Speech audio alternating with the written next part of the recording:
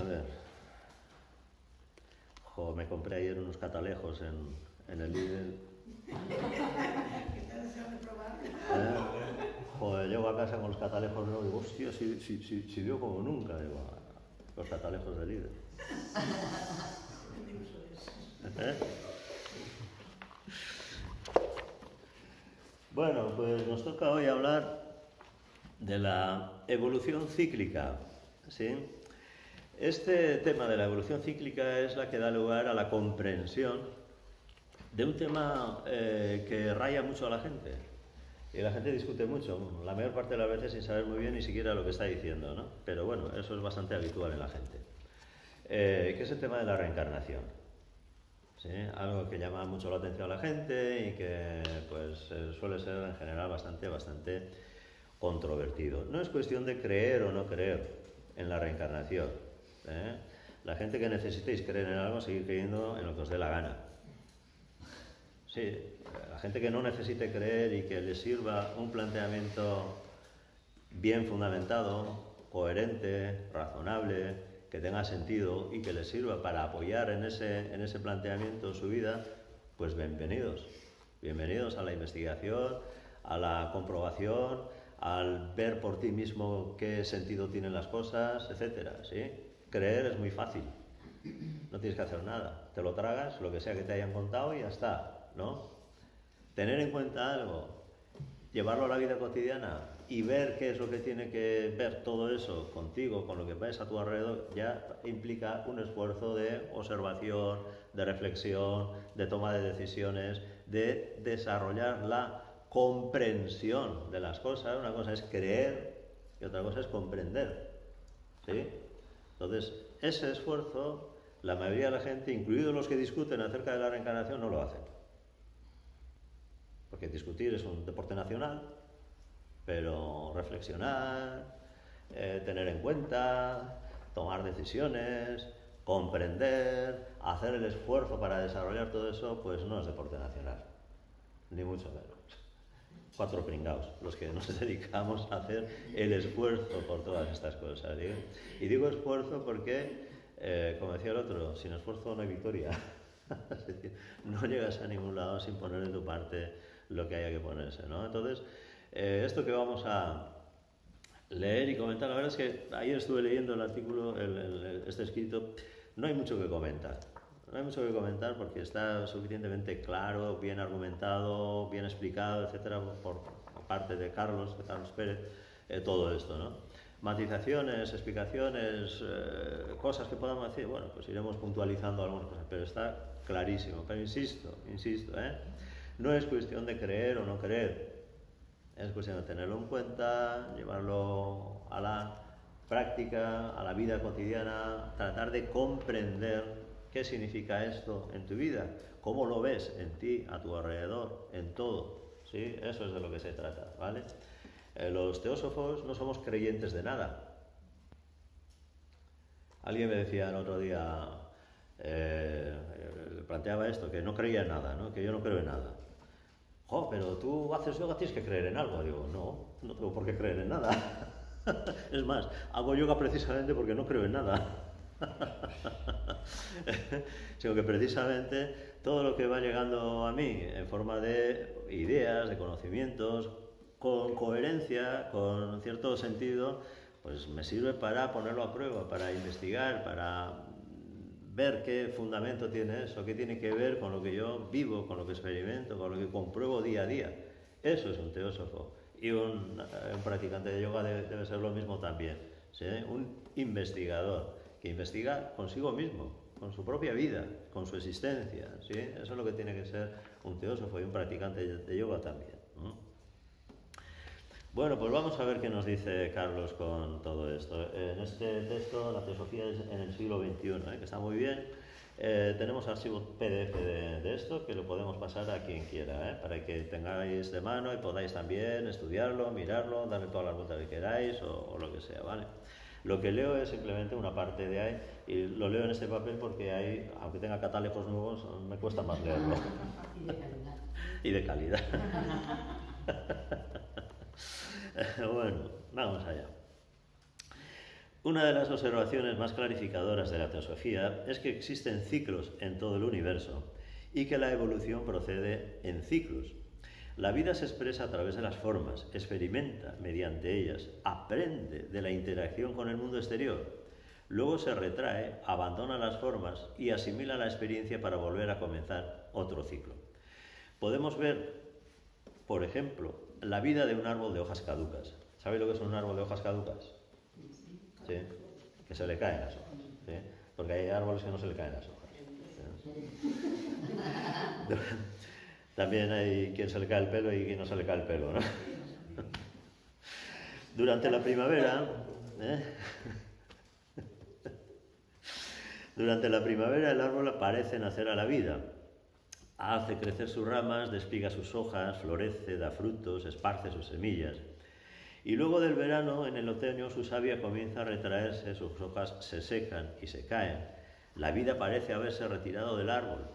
Sin embargo, está latente, asimilando las sustancias y esperando comenzar un nuevo ciclo en la siguiente primavera. Así, año tras año, el árbol repite la experiencia. Parece que fuera siempre lo mismo, pero solo lo es en apariencia. ¿Habéis tenido un árbol cerca?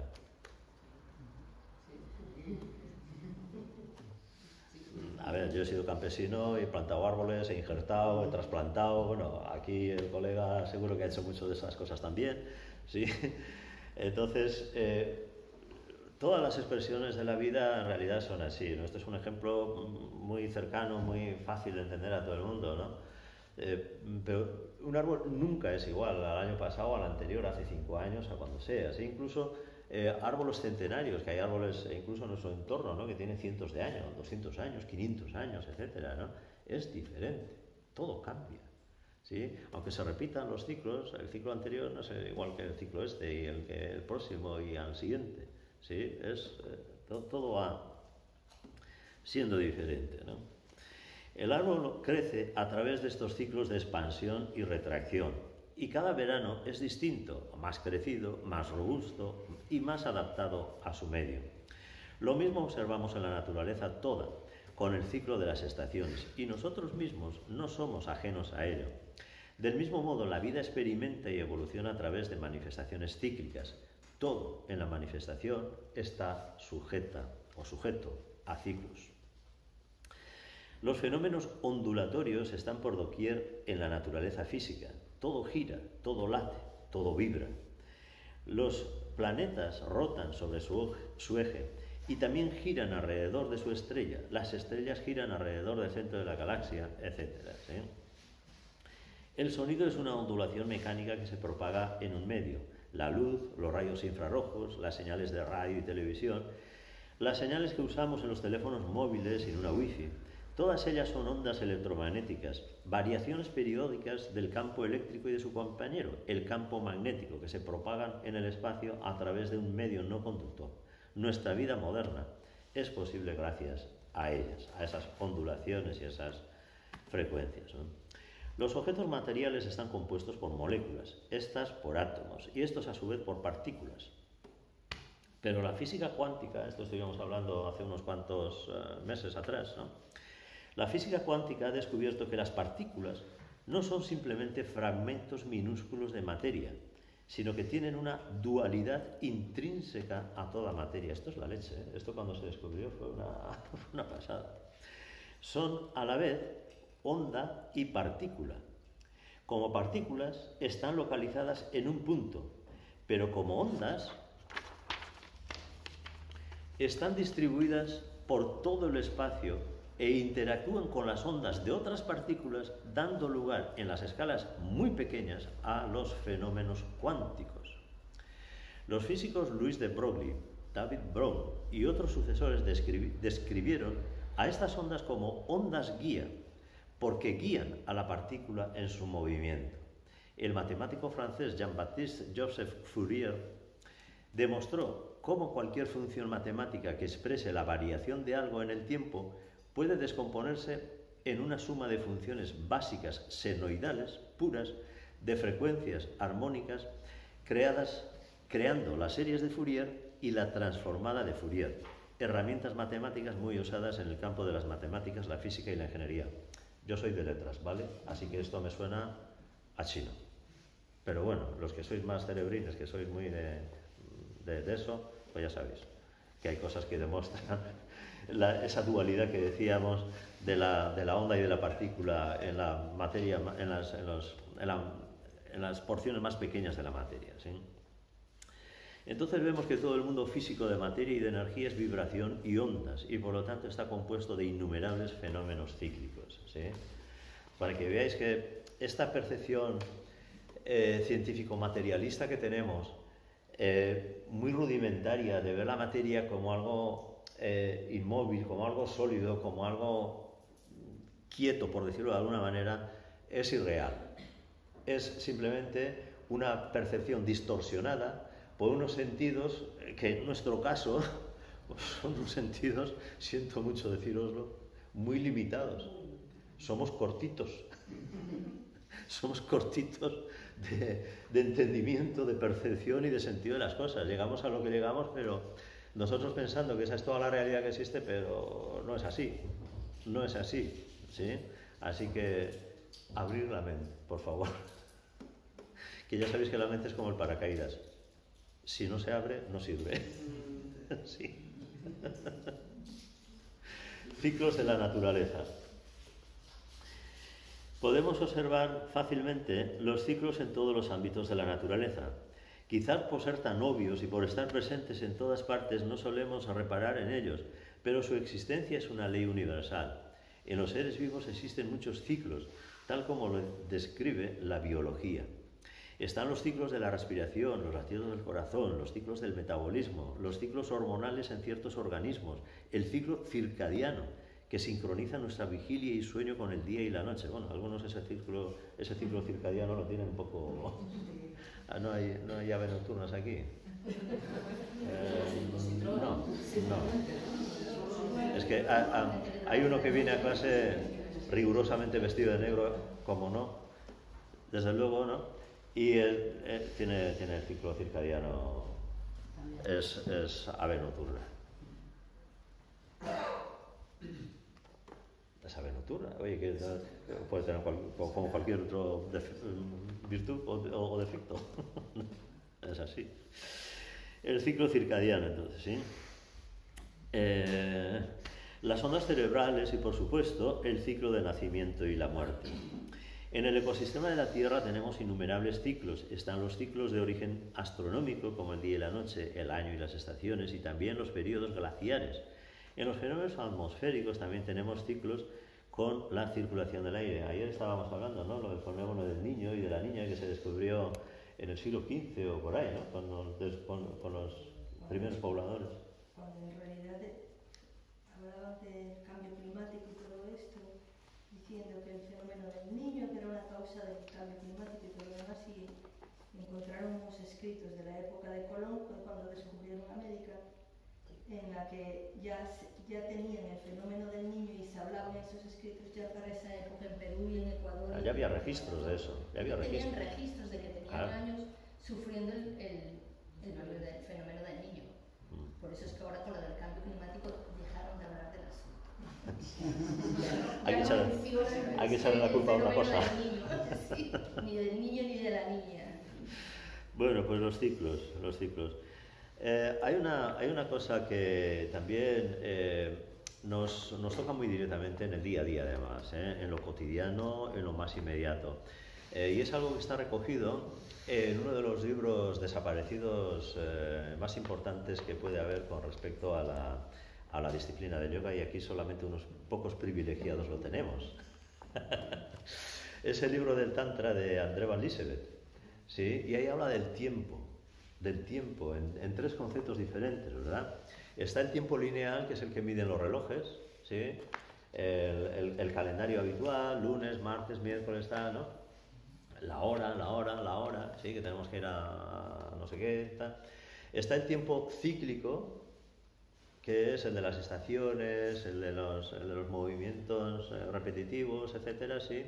Y está el tiempo sagrado, que es el aquí y el ahora, el presente, ¿sí? El tiempo lineal, o el concepto de tiempo lineal, es un concepto masculino al que dio lugar la era industrial, cuando empezó a acuñarse esa maldita frase, y digo maldita porque ha hecho mucho daño a la humanidad, de que el tiempo es oro, y todo el mundo como cabeza como pollo sin cabeza, corriendo a no sé qué, ¿sí? El concepto de tiempo cíclico se puede asociar a una idea más femenina de la existencia, ¿sí? Cíclica, ¿sí? Repetitiva. A mí me resultaba curioso cuando salía mucho al monte y, claro, yo era urbanita y estaba acostumbrado al tiempo lineal, al tiempo de reloj. Oye, que son las 6, levántate, que tienes que coger el autobús a las 7 para ir a estudiar, etcétera, ¿no? Pero iba caminando por ahí, me encontraba con un campesino, estaba segando a lo mejor la finca, paraba a hablar. Se explayaba. ¿Te ibas entonces? O sea, si no terminaba hoy, terminaría mañana o cuando sea. Es decir, no había esa conciencia de tiempo que tengo que acabar la tarea, no sé qué, ¿sí? Me chocaba mucho esa dualidad, ¿no? Yo entonces todavía no conocía lo del Tantra de Balis, no lo conocía, pero ya me llamaba la atención esa manera diferente de vivir el tiempo, ¿no? Los urbanitas, los que vivíamos en ciudades o en pueblos industrializados, etcétera, y el tiempo en el campo, ¿no? en la naturaleza, ¿no? Que era completamente diferente. Y luego, sí, más adelante sí llegué a asomarme a esa conciencia del aquí y del ahora, al tiempo presente en el que no existe más que este momento, y y no hay otra cosa, ¿sí? Todo lo demás son ideas de la mente que necesita de esa comparatividad y de esas referencias anteriores, posteriores, etcétera, con las que nos movemos en la vida cotidiana, ¿no? Si he quedado empezar la charla a las 10, pues es a las 10, no es a las 11:30. A las 11:30 tenemos que ir terminando, ¿sí? Es útil, pero no lo es todo. No lo es todo, ¿sí? Entonces, ir viendo cómo tiene que ver incluso lo cotidiano con esto que estamos hablando de los ciclos y todo esto, ¿sí? Las sustancias dentro del ecosistema, sigue explicando Carlos, son transportadas en ciclos, como sucede con el agua, el CO2, el oxígeno, el carbono y el calcio, por citar algunos pocos ejemplos. Todos forman una maravillosa combinación y constituyen los ciclos de la vida. Por otra parte, todos podemos reconocer que estamos sujetos a ciclos psicológicos, muchas veces influenciados por los ciclos externos estacionales, como la depresión postvacacional al comienzo del otoño. Yo esto no sé lo que es. Debe ser que no llevo sin vacaciones desde que ni me acuerdo, pero no sé lo que es eso de la depresión postvacacional. A ver, ¿tú sabes lo que es eso? Sí. Sí. Porque has tenido vacaciones, ¿a qué sí? No, depresión postvacacional no, pero sí que coincide con lo de los ciclos. Sí, claro. El comienzo del otoño. Otras veces debido a fases de nuestro propio crecimiento y maduración personal. La propia sociedad está sujeta a ciclos y oscilaciones en la política, en las opiniones, en las modas, y muchas veces vemos renacer cosas que parecían enterradas en el pasado, las modas, ¿no? Que vuelven una y otra vez. A ver cuándo vuelven los pantalones de pata de elefante, que yo tengo alguno guardado por ahí. Están al caer, ¿no? Ya puedo salir a pasear con pantalones de pata de elefante. Ya se ven. Las civilizaciones también están sujetas a un ciclo de nacimiento, expansión, esplendor y decadencia. Esto es muy cierto, ¿no? Todas las grandes civilizaciones han tenido esos ciclos, ¿no? Esos ciclos. Mi padre, que el pobre, bueno, no es que fuera una persona muy ilustrada, pero tenía una experiencia vital muy grande, me llamaba mucho la atención sobre algo que contaba mucho, ¿no? Él vivió en propia persona, en carne viva, la guerra civil, y explicaba cómo, atendiendo a los ciclos, ¿no? Cómo se sucedían los ciclos de la vida, ¿no? Cómo la gente pobre, o la gente normal, ¿no? Porque lo normal era ser pobre, pues con mucho esfuerzo, mucho trabajo, etcétera, ¿no? Iba creciendo, iba desarrollándose, y iba teniendo orgullo,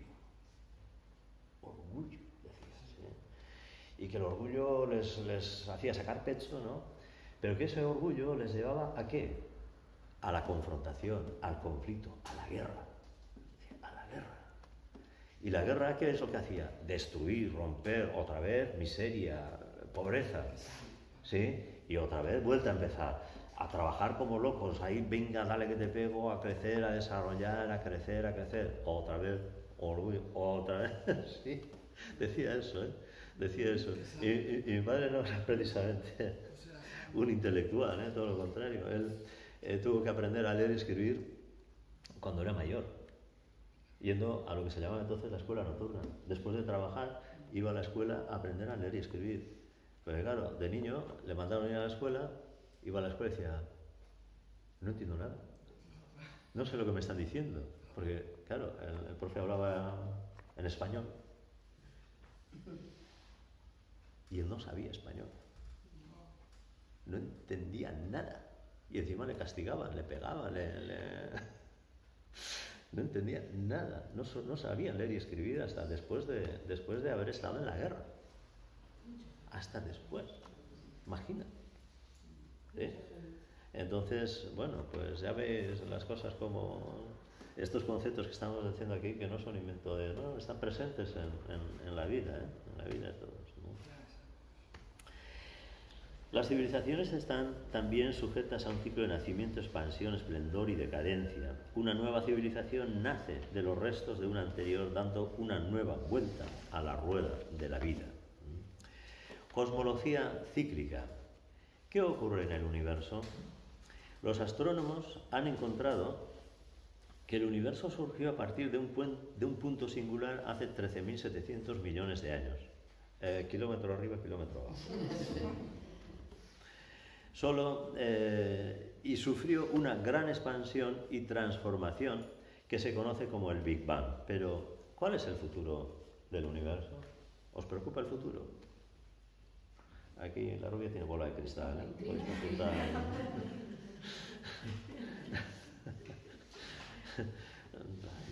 Yo como llegar al final del día ya me es suficiente reto, lo que puede pasar mañana me da igual. Esto es algo que aún está en discusión. La mayoría de astrofísicos piensa en nuestros días que el universo está en una expansión acelerada y que terminará enfriándose, diluyéndose, por decirlo metafóricamente. El espacio y el tiempo se dilatarán tanto que darán lugar a la noche del universo y el fin del mundo. Pero no todos están de acuerdo con la idea del universo de una única vez, un universo de usar y tirar. Sería un poquito absurdo esto, ¿no? Sería un poco absurdo. Es filosóficamente poco sostenible. Parece algo fortuito y nos hace recordar a las concepciones del pasado acerca del mundo, en las cuales el ser humano, especialmente en su lugar y en su tiempo, era el eje del mundo. El modelo de un universo de una sola vez es una concepción egocéntrica. Otros científicos planean modelos de cosmologías cíclicas en las que nuestro universo es solo una instancia en la sucesión de universos que aparecen en un Big Bang, pero que luego se contraen, desaparecen, Big Crunch. El Pirata Robes, me corriges por favor el léxico, mi inglés no es muy Big Crunch, como croqueta, crunch, ¿sí? Y todo vuelve a empezar como un rebote, Big Bounce, Bounce. B-O-U-N-C-E. Bounce, en castellano. No sé cómo será en inglés. Bounce es rebote. Bounce. Sí, eso, algo así. Eso, es como un rebote, sí. ¿Sí?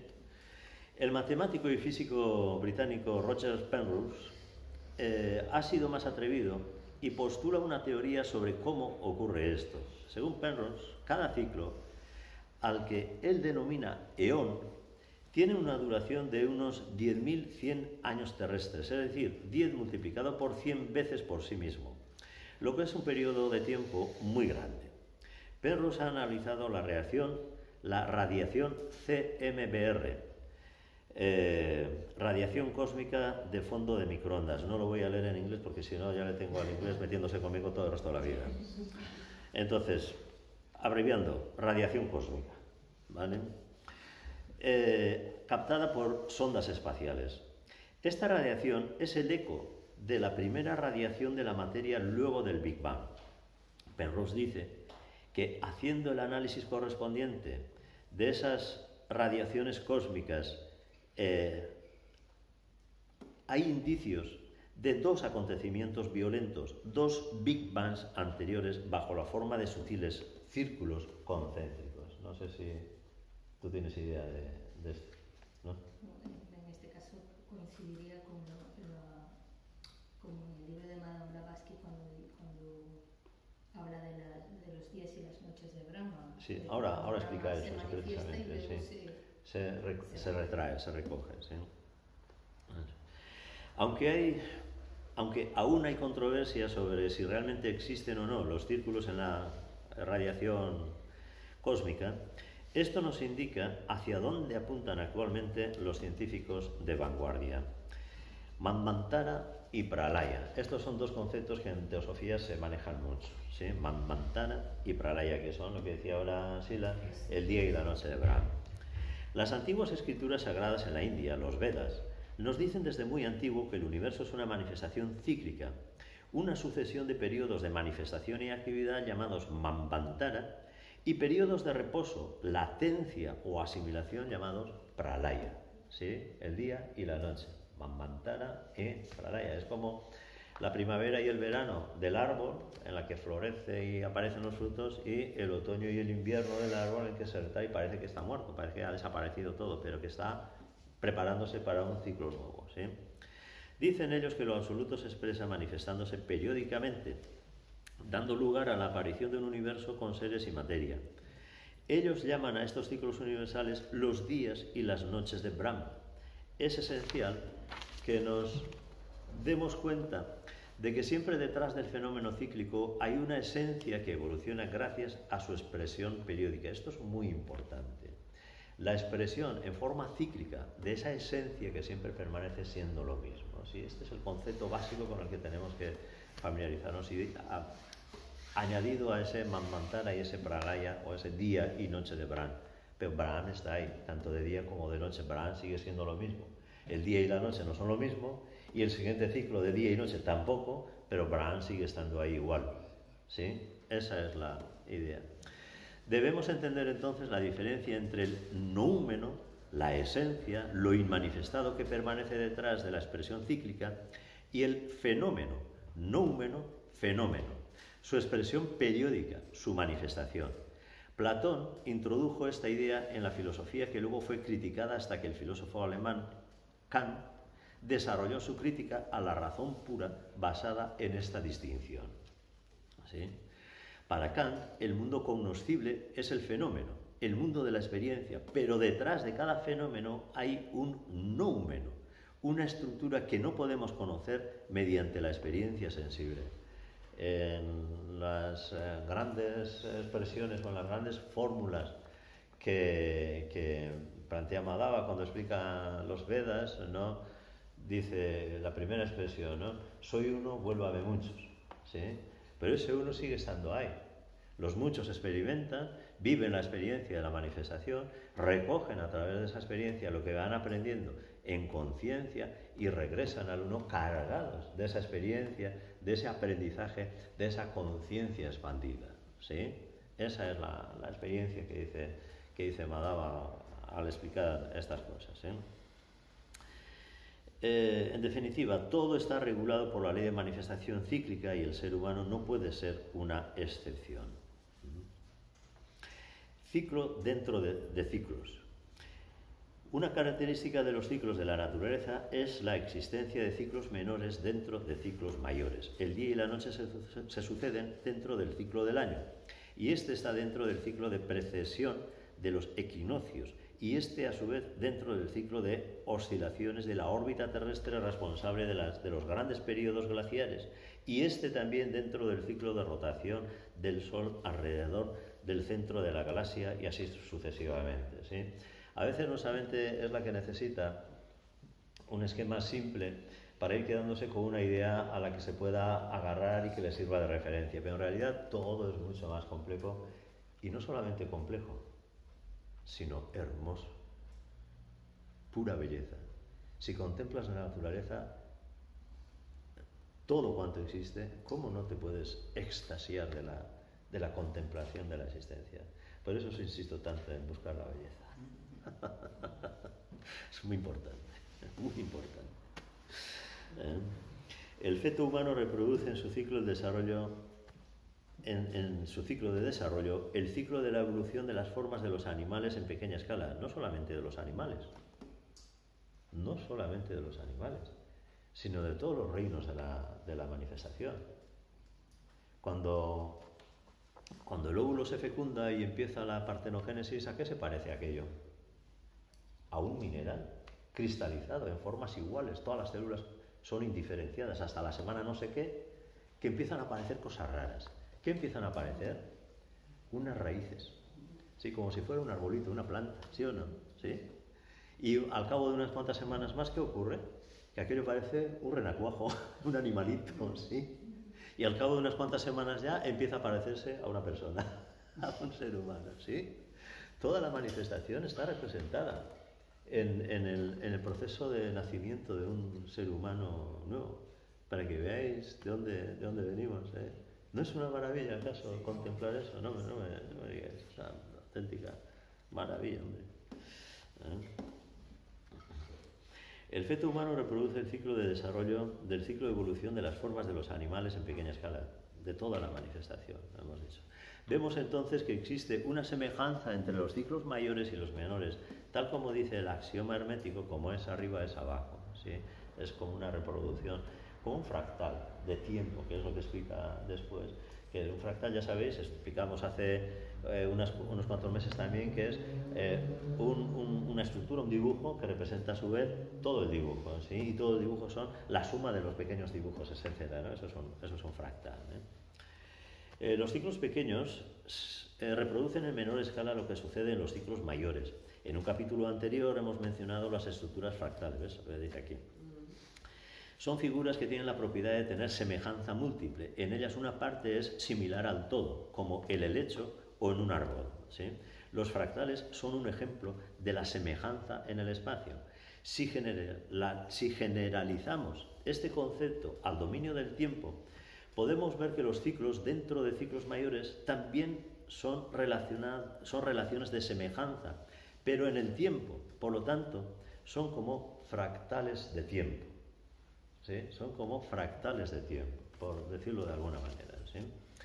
Si aplicamos la ley de los ciclos al ser humano, vemos que resulta natural pensar que el ciclo de nacimiento, vida física y muerte no debe ser único, pues de ser así, sería una gran excepción en la naturaleza. ¿Sí? A una persona con cierto grado de reflexión y razonamiento no le resulta asumible esa situación, ¿sí? No, pero quizás es la forma de entenderlo. Sí, es eso.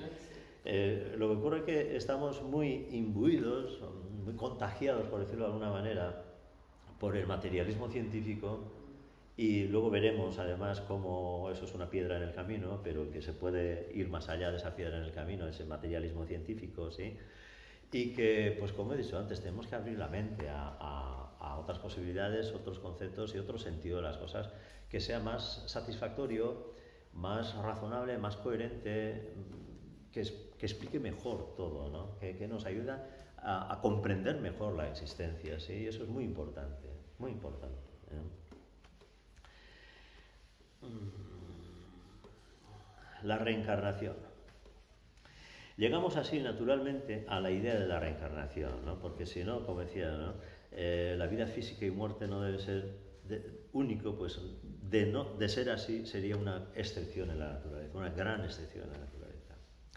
En el modelo de la reencarnación del alma, un núcleo relativamente permanente del ser humano no se manifiesta en un único cuerpo en su historia, sino que toma distintas encarnaciones sucesivas en una sucesión de personalidades con diferentes cuerpos.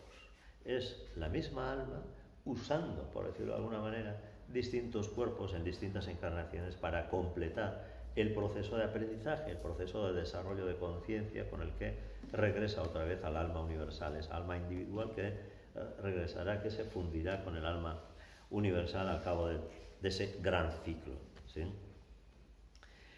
En cada encarnación, el ser humano experimenta mediante su personalidad, afronta los desafíos de la vida, ama, persigue fines, se llena de alegría, sufre, piensa, recuerda y desea. A través de todo ello, aprende de las experiencias y crece interiormente.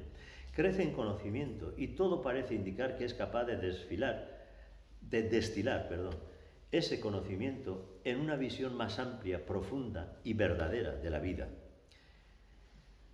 La filosofía esotérica nos dice que en el periodo entre dos encarnaciones sucesivas, el alma o ser interno asimila las experiencias y lo aprendido en la última encarnación, convirtiendo las experiencias y el aprendizaje en cualidades, en facultades innatas que pondrá en efecto en la siguiente encarnación. Esto es muy importante, para darnos cuenta del significado y del valor que tiene las cosas que nos pasan, las cosas que vivimos, cómo respondemos, cómo actuamos en cada situación, en cada experiencia de vida, porque eso es lo que va forjando lo que te vas a llevar de aquí. No te vas a llevar de aquí tu coche o tu teléfono móvil última generación, o tu casa o tu castillo, o tu finca o tus propiedades, ¿no? No, te vas a llevar lo que construyes con tus experiencias, ¿sí? Entonces el alma desarrolla gradualmente sus potencialidades a través de las distintas encarnaciones, no estando limitada a una sola oportunidad. Sería un gran fallo en la economía de la vida que el proceso evolutivo tuviera una sola oportunidad. Es como si nuestra vida física se limitara a un solo ciclo, a un año, por ejemplo, como si la Tierra pudiera dar solo una vuelta alrededor del Sol, o como si el agua en la Tierra se evaporase y no volviera jamás a ella. Si miramos cómo el agua de un río fluye al mar y no tenemos en cuenta el ciclo completo del agua y de cómo ella se evapora y retoma luego en forma de lluvia y nieve, pensaríamos que el río se agotará algún día. ¿Algún día se agota el río? Bueno, cuando no llueve mucho tiempo sí. Pero el río sigue ahí, a la siguiente que llueva seguirá, ¿sí? Y de hecho, este ejemplo del agua es un ejemplo que se utiliza mucho para ilustrar todo este proceso cíclico de la vida, la muerte, la reencarnación, el aprendizaje, etcétera, ¿sí?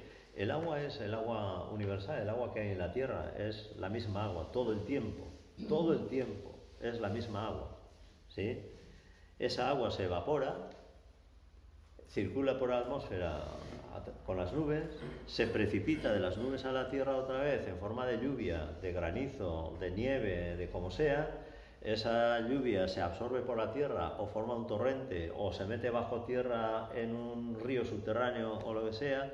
¿Sí? Incluso hay lagos subterráneos, hay lagos debajo de los montes, ¿sí? Y luego pues emerge en una fuente o en un río, en donde sea, ¿sí? ¿Y qué hace esa agua? Volver a la mar, independientemente de que nosotros lo usemos en la cocina, en el baño o donde sea. ¿Dónde acaba esa agua? Incluso el agua que bebemos, ¿dónde acaba? En el mar, que es desde donde ha salido. Y así una y otra vez, y una y otra vez, y una y otra vez. El problema está la mierda que echamos al agua. Ese es el único problema que hay. Por eso ser prudentes en el uso del agua. Porque prudentes en el uso me refiero a que tú no desperdicies el agua. Sí que puedes estropearla cargándola de contaminantes, pero el agua que hay es el agua que hay. Tú por beber más agua o por lavar el coche más veces no vas a hacer que desaparezca el agua. El agua sigue estando ahí, sigue estando en la tierra, pero en otra forma distinta. ¿En qué forma? Dependerá mucho del uso que tú hayas hecho de esa agua, ¿sí? Pero el agua sigue estando ahí, siempre, siempre, ¿sí? Eso es. Pero en la naturaleza todo actúa en ciclos y el alma vuelve a encarnar luego de la muerte y un periodo de asimilación, tal como el agua retorna a la tierra para transcurrir por las montañas y valles hasta llegar nuevamente al cauce de un río y de allí pues al mar, ¿sí? El proceso de una encarnación, que eso habéis preguntado muchas veces. ¿Qué pasa cuando...? Pues ahora vamos a ver qué es lo que pasa. En cada ciclo de una encarnación comprende el tiempo de la encarnación propiamente dicho, es decir, el que transcurre entre el nacimiento y la muerte física, seguida de un tiempo conocido en la tradición tibetana como, ¿cómo se conoce eso? El bardo, que es el que transcurre entre la muerte física y el siguiente nacimiento en un cuerpo nuevo. ¿Sí? Blavatsky nos dice que el alma humana, constituida por los principios superiores Atma, Buddhi y Manas, esto lo explicamos el fin de semana pasado, que estabais 4 aquí, se manifiesta a través de una nueva personalidad en cada encarnación. Dice ella que tras la muerte física sobreviene un tiempo de disolución de la personalidad en el que se produce primero una especie de desgaste de kama, del deseo. Luego viene un tiempo de descanso y paz cuando el alma entra en estado de devachan, palabra que en sánscrito significa literalmente la morada de los dioses. La filosofía esotérica describe al devachan como un estado de sueño basado en las ideas que la personalidad ha generado en su vida terrestre, pero ahora libre de angustias, miedos y sufrimientos. Posteriormente sobreviene otra transformación y el alma finalmente queda en un periodo de asimilación de la experiencia total de su última encarnación antes de acometer el proceso de volver a encarnar. Es decir, esa alma individual que es Atma, Buddhi, Mana superior, voluntad, intuición y, o sea, mente superior, cuerpo búdico y cuerpo átmico, como decíamos, ¿eh? Ese es el alma individual que forma parte del alma universal, que tiene las mismas características y es lo mismo.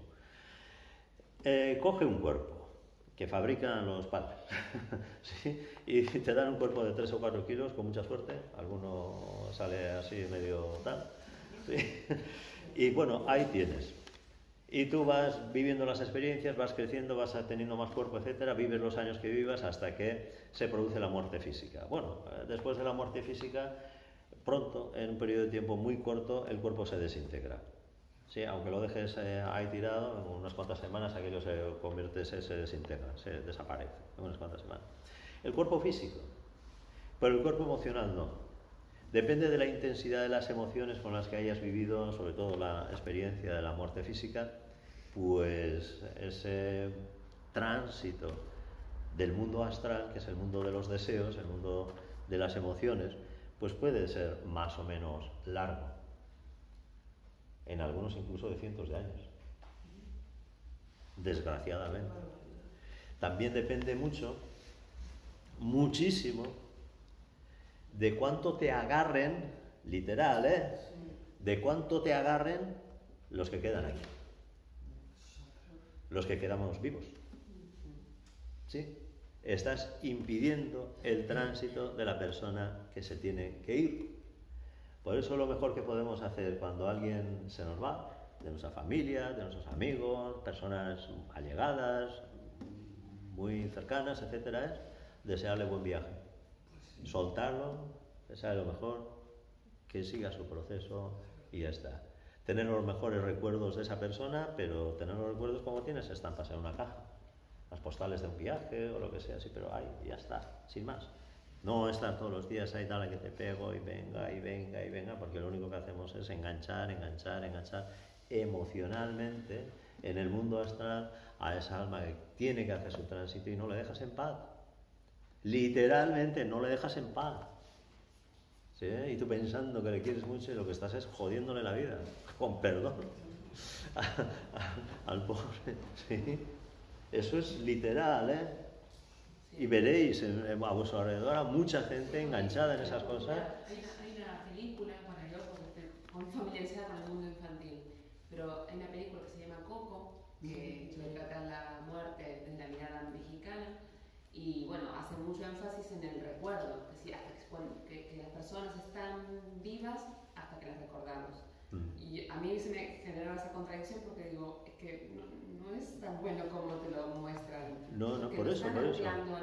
Con los recuerdos, lo mejor que podemos hacer es, como os he dicho, como que tienes las postales o las fotos en una cajita. Cuando quieras las recuerdas para recrearte en ellas o lo que sea tal, pero no estés constantemente mirando las fotos de tu viaje.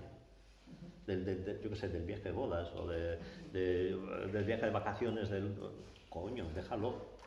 Ahora es el momento de trabajar, ahora es el momento de preparar la comida, ahora es el momento de ir a tomar un café con mi amiga, no es de recordar las vacaciones que me pasé el año pasado. ¡Jo!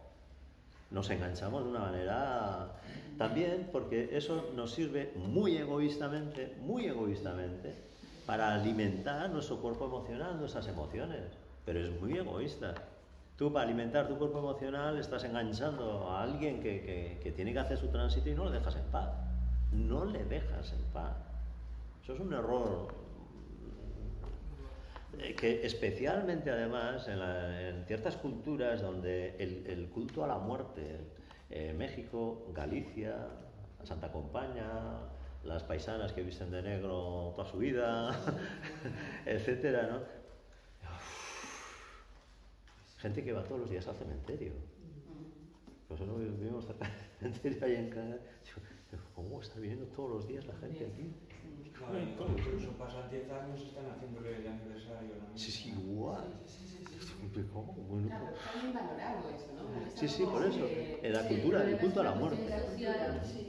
Que se valora como algo positivo cuando no lo es. Entonces, inclusive sucede de que a lo mejor lo quieres dejar de tal o demás, pero como la sociedad está esperando que tú te hagas la novena, la no sé qué, el entorno, pues tú vas para allá, a la novena, sí, el entorno pesa mucho. Entonces, bueno, hay que aprender a soltar, hay que aprender a salir de ahí y estar en otra cosa, independientemente del entorno que se dé y cómo esté la gente a tu alrededor. Tú haz lo que tienes que hacer y déjate de historias. Sí. Bueno, pues ya veis, importante esto. Bien, luego de esto, de este proceso que hemos dicho, ¿no? Desaparece, como hemos dicho, la parte emocional, ¿no? Porque va perdiendo energía y es como si muriera el cuerpo emocional, por decirlo de alguna manera, y luego le toca lo mismo al mundo mental. Por eso dice el mundo de las ideas, pero ya sin sufrimiento, porque el sufrimiento ¿dónde está? En el astral, en las emociones, no está en la mente, ¿sí? Entonces, te estás ahí como sintetizando, ¿no? Experiencias vividas, etc. Y luego ese periodo de tiempo de bachán que decía antes, en el que el alma ya se va quedando con la síntesis, ¿no? Como destilando, que decía antes, ¿no? Hace como una especie de destilación de las experiencias para quedarte con la esencia, ¿sí? Aquí el amigo Casiapa trabaja con la esencia, ¿sí? ¿No tenéis destiladores ahí en la...? Con la esencia de las cosas, ¿eh?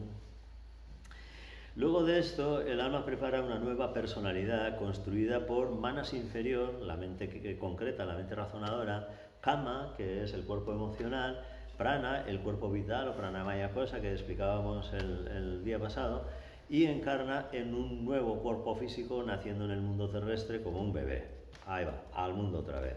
Hala, venga, patada y arréglatelas como puedas. Ahí. No, digo yo, joder, vaya faena. Con lo bien que estaba yo. Ahí. Pero bueno, la necesidad es la siempre necesidad. que quiera. Hay algo que nunca dicen, siempre que Que quiera. dar esa oportunidad. Porque si Claro, tú no claro. quieres, no vuelves a brincar. Por necesidad, vuelves y vuelves. El alma evoluciona. No me he saltado un párrafo.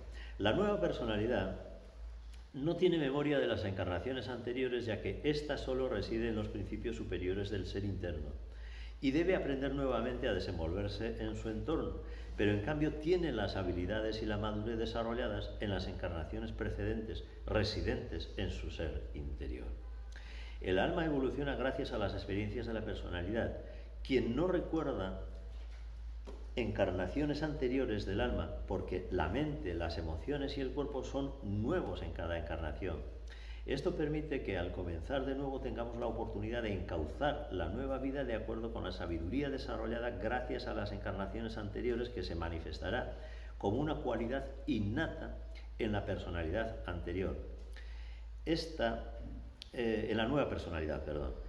Este aparecer con cualidades innatas es similar a un estudiante que comienza un nuevo año de estudios con nuevos cuadernos y libros, pero sabiendo lo que sabe del año pasado, de todos los años pasados, ¿sí? Él tiene la oportunidad de volver a empezar sin cometer tantos errores y aprender nuevas experiencias en su nuevo entorno. Como un hombre desecha las ropas viejas y se viste de otras nuevas, así el morador del cuerpo deja el cuerpo viejo y entra en otro nuevo. Esto es una frase del Bhagavad Gita en el capítulo 2, Shloka 22. La escuela de la vida. La escuela de la vida. Fragoso 30.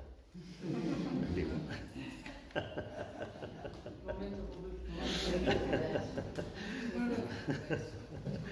Bueno, hay unas cuantas más, hay unas cuantas más. Cuando hace bien ahora esto, ¿no? Que se habla de sanar el linaje. Sí. ¿No? Cuestiones que uno hace conscientemente y de alguna manera destrabas todo lo que, bueno, pudo haber quedado, esas memorias. ¿Será un tema de que esas almas, que ya, bueno, esas personas que ya han muerto, ¿no? Y que son almas, o están en la parte todavía emocional, en la parte mental todavía como destilándose? ¿Será que eso es lo que ayuda, esa destilación? Sí, sí. Ahí es donde el alma, por ejemplo, por decirlo de alguna manera, hace síntesis del aprendizaje y esa síntesis pasa a formar parte, por decirlo de alguna manera, de su equipaje, que es con lo que vas a venir a la nueva encarnación. Habilidades, cualidades o hándicaps. Hándicaps, dificultades. Una enfermedad genética, yo qué sé, una tana del tipo que sea, lo que fuera, ¿sí? Pero igual no me expliqué bien, digo, lo que uno persona, ¿no? hace en vida, puede ayudar a esas almas que ya han muerto. Bueno, al alma no muere, a esas personas que han muerto. No, cada alma tiene que aprender por sí misma. Tú te refieres a como cuando la gente hace constelaciones familiares y todo este tipo de cosas. Que dicen sanar el linaje materno. Dentro, si eso sucede cuando ese linaje todavía está en el astral. Claro. Y entonces está la conexión, por eso es que está el enganche. Pero que en el astral puede estar. Pero en el astral puedo estar más tiempo de lo que ha vivido en el mundo real. Por eso digo que entonces pueden estar muchísimo tiempo o no, dependiendo de cómo se manejen dentro del astral.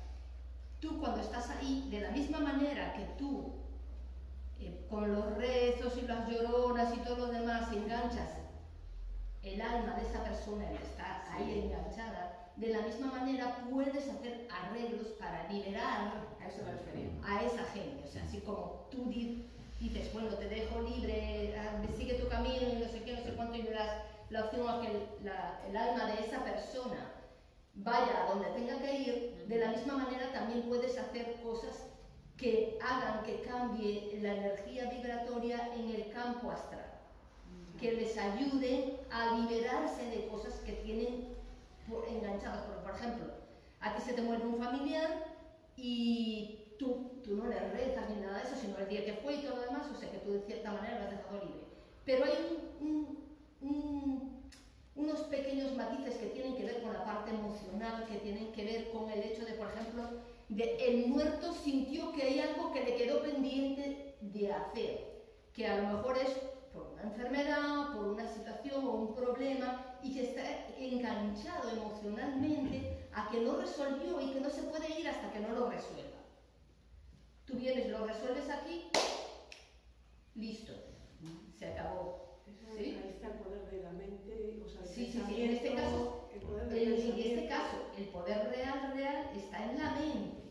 En el astral te manejas en función de emociones, pero la mente, tanto aquí como allí, o en el siguiente nivel, es el que tiene el poder de hacer las modificaciones. Entonces, sí, en el campo astral, sí, si ya pasó del campo astral, ya no puedes hacer nada. Pero para eso, evidentemente, primero tienes que amueblar bien la cabeza. Es decir, tienes que tener bien claro el conocimiento de cómo funciona esto, saber cómo puedes hacer, querer hacerlo, ponerte a ello, etcétera, ¿sí? Y claro, mucho del conocimiento que maneja la inmensa mayoría de la gente no le sirve para nada, en este caso, en este tipo de situaciones. Es como una especie de sálvese quien pueda, porque nadie tiene idea de nada, ¿sí? Salvo aquellas personas, que no somos tantos, que vamos haciendo estudios en este sentido, que vamos haciendo nuestro esfuerzo por aprender, por darte cuenta, por saber, por tener en cuenta todas estas cosas a la hora de poder hacer o no ese tipo de cosas. ¿No haces el trabajo? Bueno, pues sálvese quien pueda. Sálvese quien pueda, es que es así. Eso es lo que os he dicho antes, sin esfuerzo no hay victoria. Tú tienes que hacer el esfuerzo aquí, en el mundo físico, para aprender, para darte cuenta, para tomar decisiones, para estar en unas cosas y no en otras. Vigilar cómo funciona tu mente para no dejarle ir a determinados pensamientos y actitudes, etcétera, etcétera. Tú tienes que hacer el trabajo. Tú tienes que hacer aquí el trabajo. No lo haces aquí, pues ahí quedas con eso, ¿sí? Bueno, pues vamos, ¿qué nos dice con la escuela de la vida? El proceso de la encarnación ha sido comparado frecuentemente con la educación de un niño en la escuela. En la escuela tenemos aulas, alumnos que asisten a clase utilizando lápices, papeles y libros para sus actividades de estudio. En clase reciben lecciones y hacen actividades. Luego, en casa, estudiarán y asimilarán lo visto en clase. El resultado de este proceso es el desarrollo del conocimiento de diversas facultades de la personalidad del alumno. Análogamente, en la Tierra existen almas que encarnan, utilizan personalidades para expresarse, interactuar y experimentar. En el periodo después de la muerte, el alma comprende y asimila las experiencias, desarrollando facultades y madurando. De ese modo, a través de muchas encarnaciones, nos volvemos cada vez más conscientes de la potencialidad de nuestro ser. Generalmente, no recordamos las circunstancias en las que aprendimos a multiplicar, pero tenemos la habilidad de hacerlo pese a ello. Bueno, ahora, como llevamos calculadora en el móvil, la tabla de multiplicar, no sé yo si... A ver, 9 por 8... Espera que...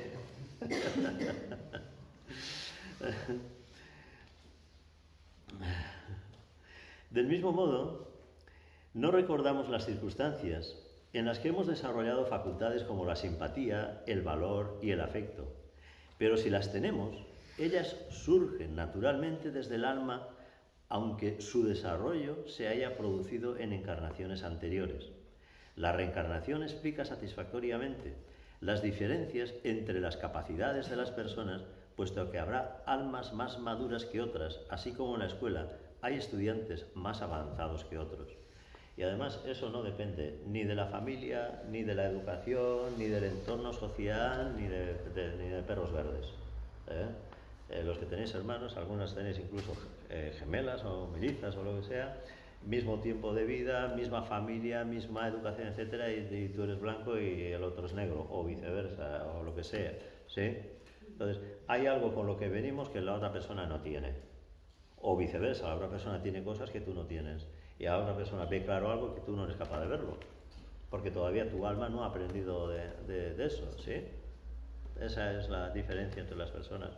La única diferencia entre nosotros no es lo físico o las habilidades de no sé qué, no, son las cualidades del alma, la conciencia de cada individuo, ¿sí?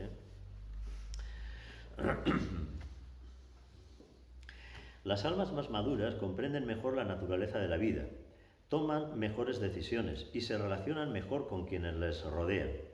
Ellas también pueden manifestar desde muy temprana edad una habilidad muy desarrollada en encarnaciones anteriores que los hace aparecer como genios innatos a los ojos del mundo. Consideremos como ejemplo el caso de Mozart, que si bien es cierto que nació en una familia de músicos y que su padre le educó intensamente, no se puede explicar su precoz genialidad musical solo por el ambiente favorable, porque no es el único que ha nacido en familia de músicos y al que se le haya insistido a aprender música, ¿sí? Pero Mozart solamente hay uno. Sí. La reencarnación nos dice que la aparición de un genio como Mozart no es debido a caprichos de la naturaleza, sino al trabajo previo desarrollado por el alma en anteriores encarnaciones. La encarnación, idea universal, para que veáis que esto de la encarnación no es nada del otro mundo, aunque nosotros todavía haya mucho rechazo o mucho desconocimiento más bien que rechazo de todo esto. Es una idea que ha acompañado la historia de la humanidad a lo largo de toda la vida, ¿sí? De toda la existencia. La idea de la reencarnación no es extraña en el mundo, sino que se trata de un concepto reconocido universalmente en distintas épocas y en diversos pueblos. Varias religiones la tienen en sus creencias. Ya hemos dicho antes que no es cuestión de creerse o no creerse, sino de ver el fundamento de esto, ¿sí? también fue común en algunos pensadores en los primeros tiempos del cristianismo como herencia del paganismo, hasta que fue declarada anatema. ¿Qué es un anatema? Fuera, que se quita, ¿eh? En el concilio de Constantinopla en el año 553. Es decir, hasta el año 553 la reencarnación formaba parte de las creencias religiosas del cristianismo. A partir de ese tema, bueno, ¿por qué? ¿Por qué se quitó? Claro, porque la gente vivía tan mal que decía, bueno, ¿qué más me da morir si puedo encarnar otra vez y ya está? Hasta que dijo, no, aprovecha esta vida a tope, todo lo que puedas, porque ya no tienes más que esta. Entonces la gente fue espabilando y así nos va en Occidente. Hemos espabilado demasiado en algunas cosas, porque en otras vamos de culo. Vamos de culo en otras cosas, ¿sí? Precisamente por no tener en cuenta esta idea de la reencarnación, ¿eh? Muchos filósofos y personas notables como Pitágoras la consideraron seriamente porque ofrece una explicación coherente de las diferencias de madurez frente a la vida entre los seres humanos que se encuentran en el mundo. Según una encuesta realizada en 2005 sobre varios asuntos por una organización americana, esto sí que me llamó mucho la atención, ¿eh? Porque yo no creía que se pudieran dar porcentajes tan altos de gente que confiesa creer en la reencarnación, ¿eh? Fijaros. Un 20% de los adultos en Estados Unidos de América y un 22% en Europa creen en la reencarnación. Otro estudio realizado en Europa, en Islandia, entre 1999 y 2002, es decir, es reciente todavía, ¿sí?, revela cifras similares, aunque con mucha variación según los países, ¿sí? En la Europa occidental, una media del 22% de la población cree en la reencarnación. En España creen en ella un 20%, mientras que en Suiza lo hacen un 36%. Y en Islandia, lo de los vikingos, un 41%. En Islandia, ¿sí? Para una reseña de todo esto traigo dos o tres enlaces de internet que los tenéis en el cuaderno. Si alguien quiere le puedo pasar también esto, que trae estos estudios y estas estadísticas, por decirlo de alguna manera. Claro. Cuanto más influencia la religión cristiana, por ejemplo, menos creencia en la reencarnación, evidentemente, ¿no? Y cuanto menos influencia, pues más creencia, porque se ve como algo natural, razonable, lógico, es decir, coherente, ¿eh? La musulmana es una copia de la cristiana. Sí, católica. El Corán es la Biblia.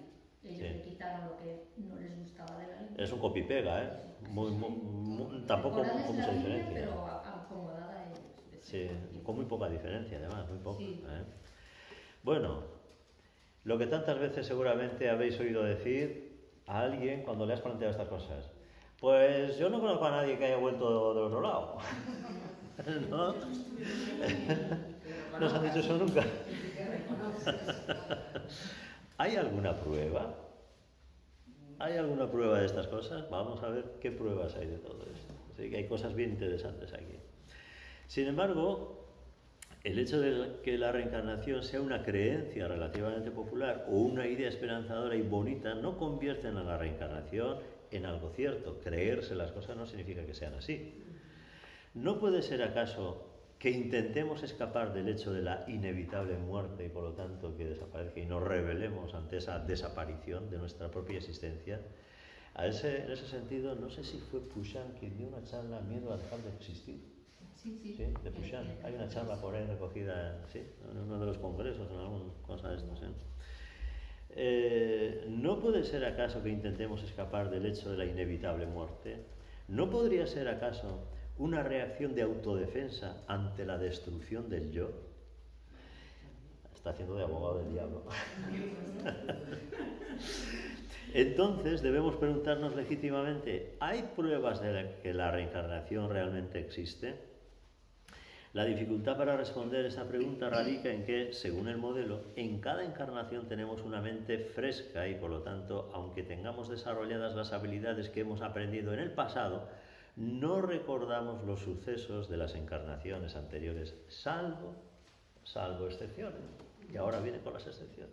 Sí. Según el riguroso método de investigación científica, aún no hay pruebas concluyentes por el motivo de que la ciencia no considera tal cosa como el alma disociada del cerebro, Pero hay indicios muy importantes que pueden clasificarse en varias categorías y que vamos a analizar en profundidad. Y de todas formas, la ciencia no es la última palabra, como se ha ido demostrando especialmente en estos 2 o 3 últimos años, que hoy te dice una cosa, mañana la otra. O sea, el que cree en la ciencia, digo yo, espérame, déjame ver, a ver qué, ¿sí? Porque lo que me estás diciendo hoy, igual mañana me contradices. Por lo tanto, lo cojo con pinzas y ya veré lo que pasa con lo que me dices. No es la última palabra la ciencia, ¿eh? Que en el siglo XVIII dijeron que ya habían descubierto todo lo que se podía saber el ser humano. En el siglo XVIII. ¿Eh? Que la ciencia tiene mucho de arrogante, de autobombo y de muy engreído. Y un poco de humildad, que a ver los hilos, ¿no?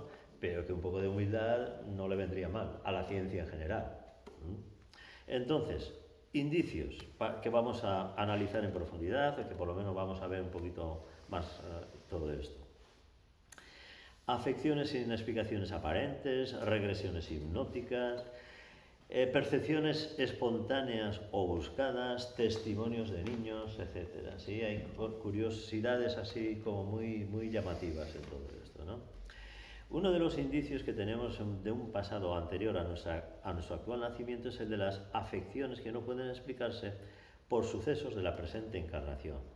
La mayoría de las preferencias y de los rechazos que tenemos se deben a experiencias de la presente encarnación. Como es bien conocido por los psicólogos, las experiencias de nuestra niñez dejan una huella profunda en nuestra mente y en nuestras emociones, aunque no nos demos cuenta de ello. Muchas personas tienden inconscientemente a buscar una pareja que se parezca a alguno de sus padres o a tratar de continuar o de remediar en su nueva familia situaciones que se dieron en su familia paterna. Ya sabéis que a veces por copia y otras veces por rechazo reproduces los roles parentales, familiares, etcétera. Un poco lo que se ve tantísimo en las constelaciones familiares, por ejemplo, ¿sí? Que veremos a ver si somos capaces de traer aquí a quien pueda hacer constelaciones familiares, ¿sí? Veremos a ver. Pero a veces hay tendencias, gustos por un determinado estilo, interés por un país extraño o por una cultura antigua que no están causados por sucesos de la infancia ni por la educación y que pueden tener su raíz en una encarnación anterior. A veces estas afecciones se manifiestan en forma de sueños o de pesadillas recurrentes sin que se advierta claramente un significado. Las experiencias impactantes sufridas en una encarnación anterior podrían estar detrás de fobias inexplicables como el terror al agua o al fuego y de enfermedades crónicas que no tienen una causa aparente y que se producen más bien por una somatización. Tuve una experiencia en ese sentido tremenda con mi hija. Fue tremendo, fue tremendo. Siendo bebé, que todavía no sabía ni siquiera hablar, en brazos, etcétera, no tenía autonomía ninguna para que tuviera experiencias por sí misma que nosotros, los padres, no conociéramos. Pues tenía un pavor, pero pavor, al fuego increíble. Si veía fuego a una distancia, se ponía histérica, pero histérica. Y absolutamente seguros que en ningún momento tuvo ningún acercamiento al fuego, ni de experiencia de quemarse, ni de hacerse daño con calor excesivo. En absoluto, porque insisto, todavía era una niña de brazos, no tenía autonomía ninguna de poder haber tenido una experiencia por su cuenta sin que los padres nos diéramos cuenta. Y era tremendo el rechazo que tenía al fuego. Incluso recuerdo de estar en la viña quemando los rastrojos de la vid, ¿sí? Que se levantó un poquito la llama de los... y estábamos a distancia, a más de 50 metros o así. ¡Qué escándalo! Una cosa tremenda, pero tremenda, una cosa terrible, ¿sí? Y como eso, multitud de cosas, multitud de cosas. La primera vez que vi el símbolo OM me pasó algo parecido. Evidentemente, en una cultura hiperreligiosa cristiana, como en la que yo me desenvolví en la infancia, adolescencia, juventud, etcétera, no tenías la oportunidad de ver un hombre, vamos, ni en sueños. Ni en sueños. Pero la primera vez que lo vi me quedé extasiado, digo, ¡guau! Me quedé como si lo conociera de toda la vida. Es una cosa extraordinaria. Por eso tengo tantos son por todas partes, hasta en el coche, en todos lados. Pero una cosa increíble, ¿sí? Yo no me lo sabía explicar hasta que me di cuenta de estas cosas, ¿no? Y como eso, pues, samskaras que se dicen, pues yo qué sé, tendencias que tenemos, aficiones que tenemos, cosas que surgen y de los que no te puedes, ni con dinamita te puedes apartar de ellos porque están ahí, ¿sí? Están ahí. Que pueden ser beneficiosos o no, o pueden ser indiferentes, pueden ser curiosidades. Y a veces, como he dicho antes, pueden ser hándicaps, ¿no? Vienes con cosas que tienes que aprender a superar, que tienes que hacer un esfuerzo por ir más allá de esa dificultad, de esa adversidad, de esa contrariedad que tienes, ¿sí? Te dan la oportunidad de sanar, de curar, de librarte de eso. ¿Lo haces? Bien. ¿No lo haces? A la siguiente. A repetir. ¿Sí? Como los buenos estudiantes. A repetir. Así que ya veis qué historias tenemos con esto de los recuerdos que no son fáciles de explicar, ¿sí? Finalmente, el fenómeno conocido en la cultura popular como el déjà vu, que es un término francés, ¿sí? Ya visto. El encontrarnos en un nuevo lugar o circunstancias y tener la sensación de haber estado ya en ese lugar o haber pasado por esa experiencia puede deberse a una experiencia similar vivida en otra encarnación. Debemos tener en cuenta que estas afecciones son impresiones enteramente subjetivas y que pueden estar originadas por diferentes causas y resultar activadas por múltiples factores. Sí que es cierto, la mente es muy compleja. La mente es muy compleja. Y tiene la capacidad de engañarte. ¡Buah! Fabuloso. Fabuloso. Entonces, hay una escena, me pongo de ejemplo, hay una escena que lo tengo en la mente, ¿no? Yo conocí un lugar muy cerca de mi pueblo, donde tiene el caserío Larguiñano, muy cerquita de allí. Que la primera vez que fui, tuve un déjà vu. Digo, ostras, yo ya he estado aquí. Y mi mente que ya había estado ahí. Pero claro, yo me digo, joder, si no he venido nunca, yo a este monte no lo he hecho nunca, no he venido nunca por este camino, es la primera, pero mi mente me daba la cosa de que ya había estado, ¿sí? Entonces, si fuera un lugar que no existiera, es decir, un sueño, pues puede decir, bueno, pues una paranoia, una historia de mi mente, ¿no? Un engaño de mi mente, pero no, es que el sitio existe. Pero no solamente existe el sitio, sino que ahí estuvo trabajando un abuelo mío que yo no le conocí.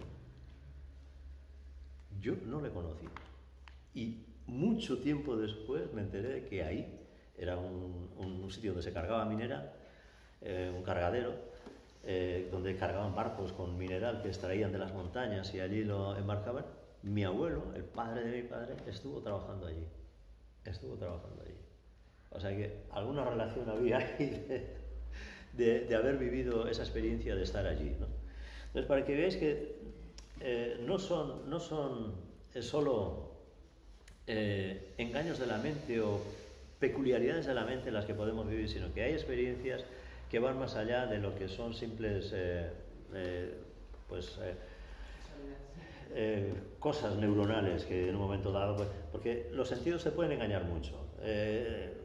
Crees estar viendo algo y en realidad lo que tienes delante es otra cosa, ¿sí? Es tu mente la que te está engañando. Tiene una capacidad nuestra mente muy grande de engañarnos, pero hay otras cosas que no son tales engaños, sino que son experiencias reales que nuestra mente lo único que hace es activarlos, actualizarlos, ¿eh? No es otra cosa que eso, ¿sí? Debemos tener en cuenta que estas afecciones son impresiones enteramente subjetivas y que pueden estar originadas por diferentes causas y resultar activadas por múltiples factores. Entonces existen todas las posibilidades ahí, ¿sí? Regresión hipnótica, que también es otra de las cosas que se utilizan para demostrar las encarnaciones, ¿no? La regresión hipnótica es una técnica terapéutica y de investigación mediante la cual el sujeto es inducido a un estado de trance hipnótico por un terapeuta. Cuando está en estado de trance, el terapeuta le pide que intente recordar y relatar sucesos de su encarnación anterior.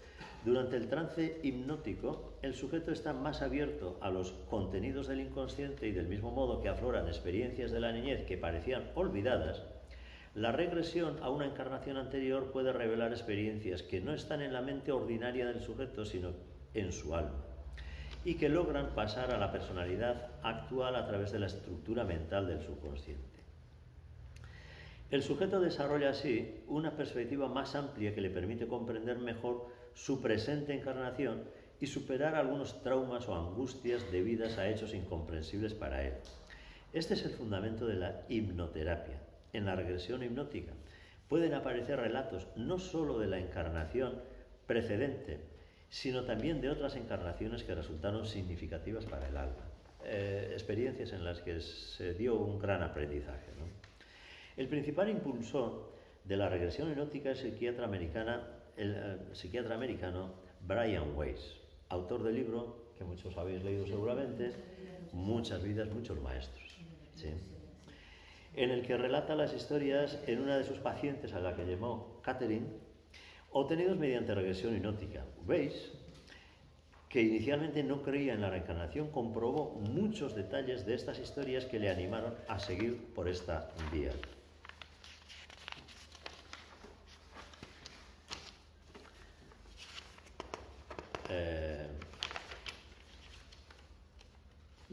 Esto es una regresión hipnótica que quedó.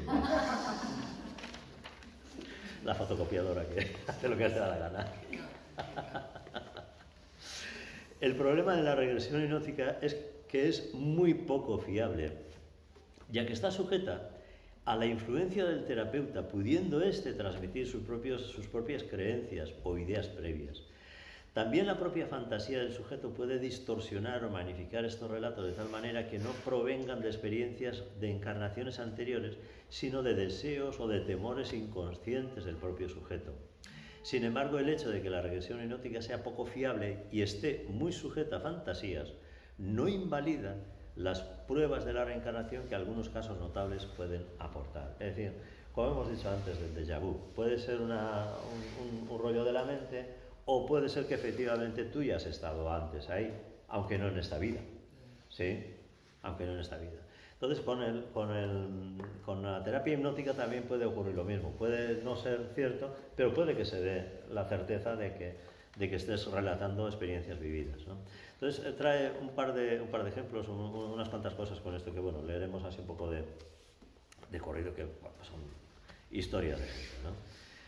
Jane Evans, una ama de casa de Gales, aceptó que la BBC filmara su regresión a una vida pasada por Amel Brooksman, presidente de la Sociedad Británica de Hipnoterapeutas y respetado médico. Ella le había consultado por reumatismo y bajo hipnosis reveló 7 vidas pasadas, incluyendo una vida de la cual la regresión fue televisada, donde se identificó a sí misma como una mujer judía que vivió en la ciudad de York, en Inglaterra, en el siglo XII. Ella describió muchos detalles de la vida judía en aquella época y cómo ella y los judíos locales eran obligados a usar insignias para identificarse a sí mismos. También habló de una terrible masacre de la población judía por los pobladores locales.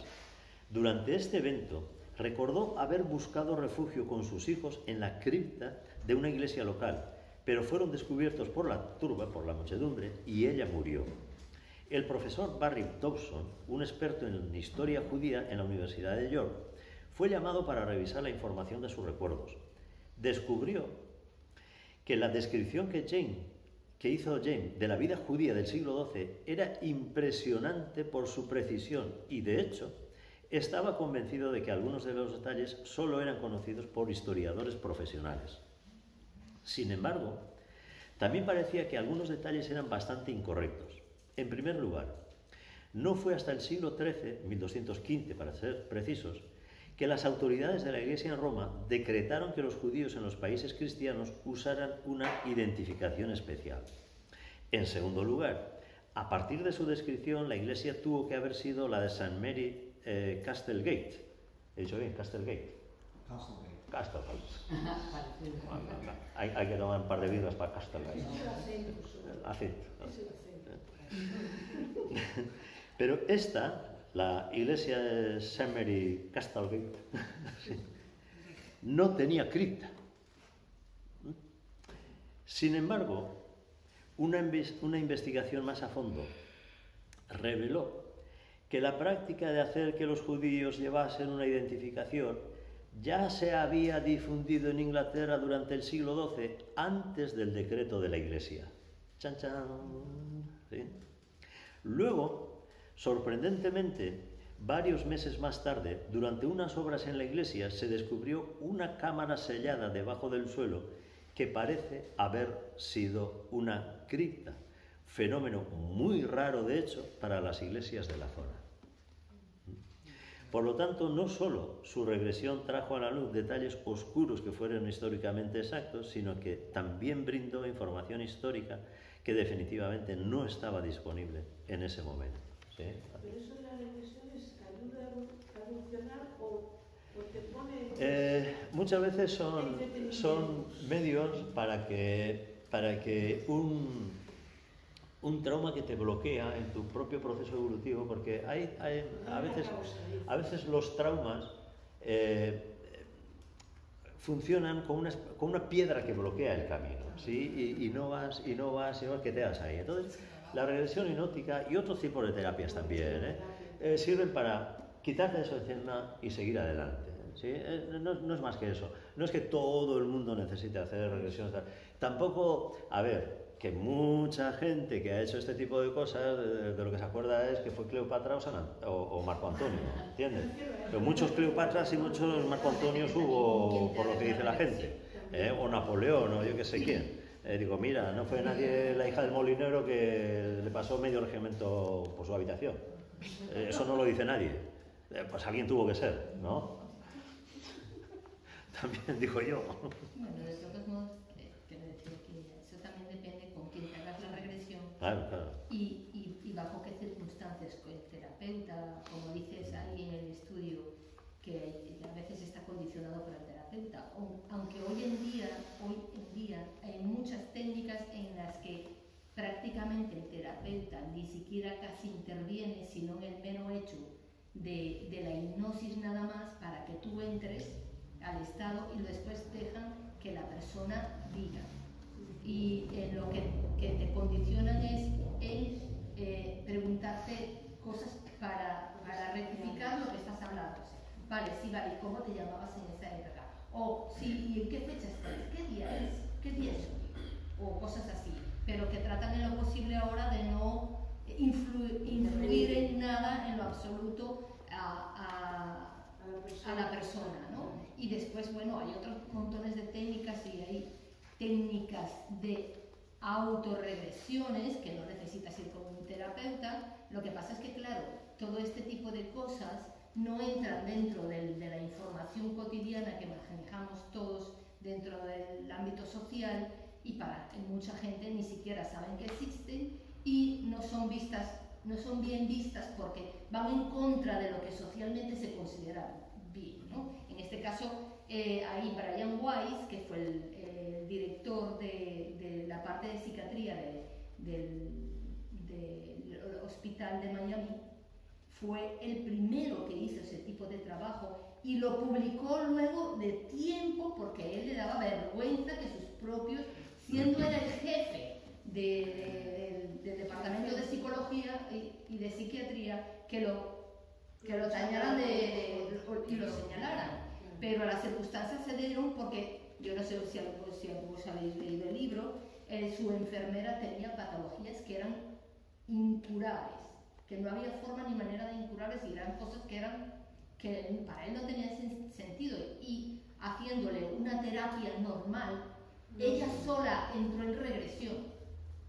Y él no entendía, pero la dejó ir, y ella empezó a narrar y a decir cosas, y él vio que después con esas regresiones ella fue curándose de traumas que tenía.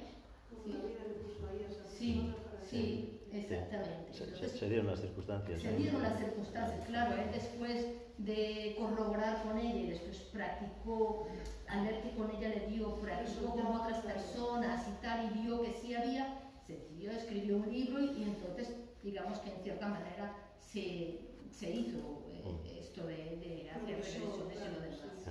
Pero normalmente no es algo que tú dices voy al médico o voy a no sé qué a resolverlo. Que muchas cosas sí se liberan u otras no. Hay gente que se hace una regresión, ve qué es lo que pasó, pero no son capaces de asumir o de aceptar lo que están viviendo en la propia regresión, lo ven como si fuera un sueño y todo queda exactamente igual. Porque ahí tiene lo que funciona, ya lo que dije antes al principio, el poder lo tiene la mente. Y es la mente la que decide la aceptación o la negación de un hecho como tal. Sí. En este caso entran en disonancia cognitiva, que es esa verdad va en contra de todo lo que tengo establecido, y para no tener que cambiar todos mis cánones y reglas de cómo soy o de lo que vive mi vida, prefiero eliminar esto y ya está. Corres un tupido velo y ya está. Me quedo como soy, exactamente. Lo dejo así. Porque a lo mejor asumir el hecho de que tuve una vida pasada, yo que nunca creí en las reencarnaciones, o que yo que sé, que soy muy religiosa, para ser que veo una situación como esta, son chorradas. Yo me acuerdo, por ejemplo, en una charla que yo veo sobre lo de el poder de las enfermedades, la chica Luisa qué. El libro de las enfermedades, el significado y todo lo demás, fue a dar una charla y mucha gente se rebeló y le dijo de todo. Le dijo que bueno, ¿y tú qué te crees? Que yo me inventé la enfermedad para yo sufrir yo sola por mí misma. O sea, pues la gente no se quiere hacer autorresponsable de lo que le está pasando. El problema es ese, es más fácil echarle la culpa a quien sea que no asumir tu propia responsabilidad y hacer tu trabajo contigo. El problema siempre es ese. Bueno, vamos a seguir para rematar ya esto. Las experiencias de encarnaciones anteriores también pueden manifestarse como ráfagas o percepciones espontáneas que aparecen en la mente activadas por un evento exterior o interior, que es lo que ahora comentaba Sila, ¿no? Son recuerdos fugaces, flashback. ¿He dicho bien? Flashback. Que no datan de la presente encarnación, sino de alguna circunstancia vivida en una encarnación anterior. La meditación y toda actividad introspectiva que aquiete la mente y trate de enfocar la consciencia hacia el interior más profundo puede desencadenar este tipo de sensaciones. En este caso, la meditación hay que saberla orientar, hay que saberla enfocar bien. ¿Sí? La meditación no es para tener regresiones o para tener este tipo de experiencias, es para otra cosa. Pero bueno, se pueden dar este tipo de experiencias también.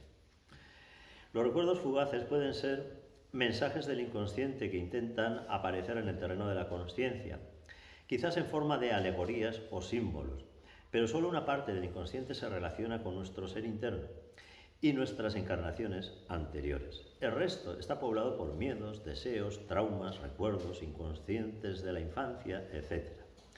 De modo que, al igual que las afecciones no explicadas, las percepciones fugaces son enormemente subjetivas, poco fiables y no deberían tomarse más que como un ligero indicio, cuya causa podría ser muy diferente a las reminiscencias de encarnaciones anteriores. Así que ya sabéis que todo esto, pues bueno, hay que tomarlo con pinzas, pero tampoco generar rechazo, sino todo lo contrario, ¿no? Decir, bueno, a ver qué pasa, ¿no? A ver qué pasa, ¿sí?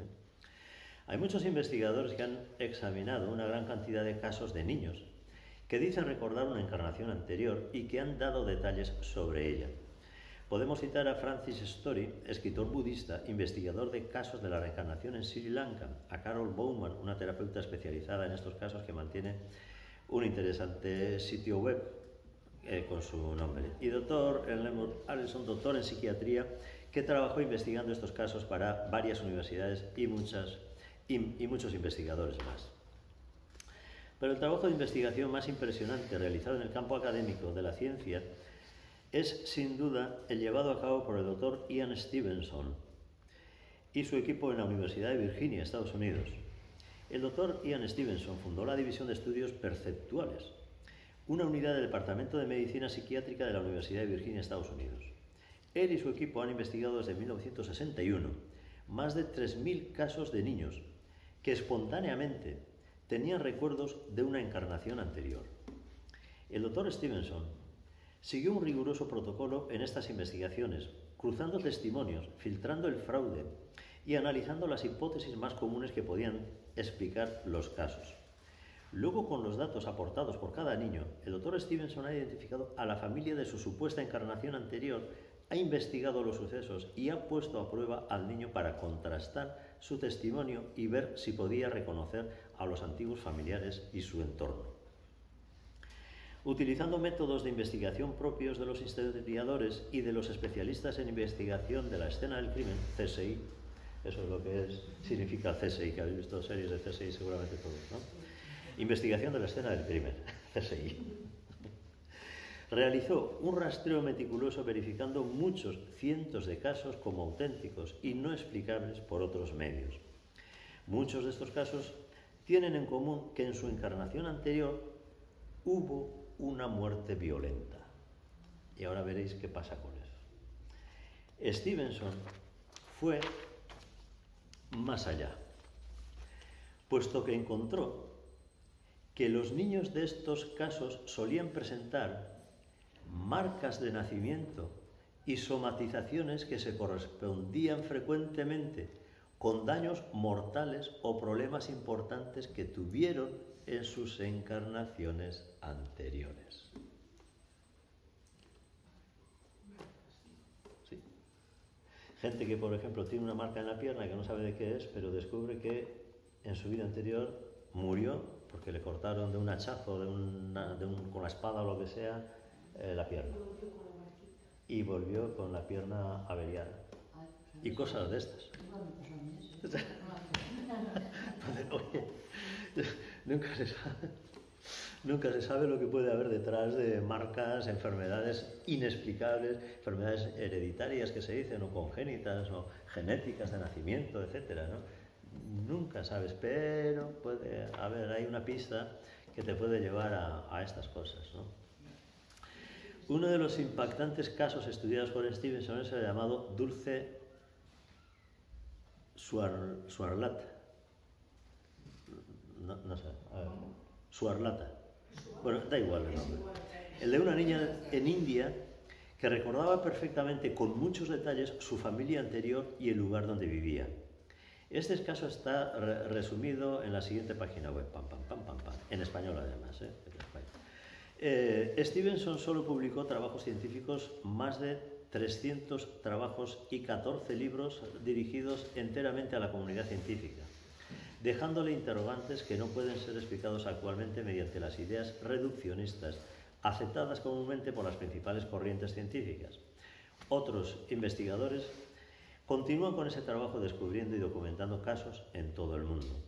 Muchos escépticos cuestionan esta investigación diciendo que se trata de pensamiento selectivo, coincidencias o cosas por el estilo. Sin embargo, estas críticas parecen ser producto del prejuicio, porque la metodología de Stevenson ha sido incuestionable y los hechos documentados no pueden ser científicamente rebatidos, aunque a la fecha no haya hipótesis científica para explicarlo. O sea, una cosa es que no te puedas explicar la reencarnación y otra cosa es que descubras que es así.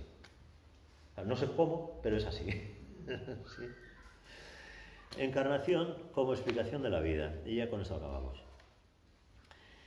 La investigación de los recuerdos de las vidas pasadas de los niños es la prueba más tangible y convincente de la reencarnación. No se trata de una mera fantasía o creencia. Hay pruebas muy sólidas que la apoyan. En la medida en que la gente esté dispuesta a aceptar los hechos encontrados, la investigación dará un vuelco espectacular. Una de las consecuencias notables de estos casos de reencarnación es que invalidan las suposiciones reduccionistas de la mayoría de los biólogos, es decir, la creencia de que los fenómenos de la consciencia son un producto de los fenómenos biológicos del cerebro. ¿Cómo obtuvo el nuevo cerebro los recuerdos de la anterior personalidad? Si el cerebro fuera el único almacén de la memoria, ¿por qué no se destruyeron estos recuerdos al morir la persona? La reencarnación explica satisfactoriamente muchos hechos y aparentes contradicciones de la vida que no pueden ser explicados simplemente por la herencia genética y la educación recibida. ¿Cómo surgen los genios precoces? ¿Por qué algunas personas se conducen por la vida con gran madurez y comprensión, mientras que otras cometen errores continuamente que les acarrean dolor y frustración? Animalitos. La vida física es la gran escala de la evolución. Todos los seres estamos en ella, a aprender y desenvolver nuestro potencial. Algunas almas son más inexpertas y otras han aprendido más. ¿Cómo se llama en nuestro sistema filosófico esta escuela de evolución que es la escala humana? Sanatana Dharma. Sanatana Dharma. Es el proceso evolutivo universal, ¿sí? Por eso se llama así nuestra escuela. El alma no puede realizar su aprendizaje y desarrollo en el término de una sola encarnación. Se necesita un reinicio, como los ordenadores cuando se quedan bloqueados, o los móviles, o lo que sea, ¿sí? Algo así.